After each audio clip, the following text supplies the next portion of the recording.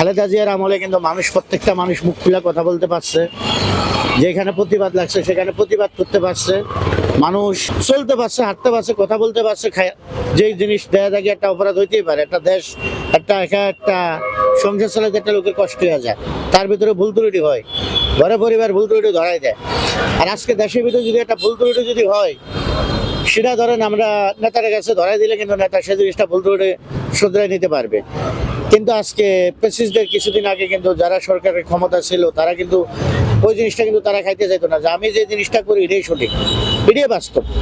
তাইতে কিন্তু আজকে তাদের পরিণতি হয়েছে, তারা আজকে দেশ ছেড়ে যাইতে বাধ্য হয়েছে।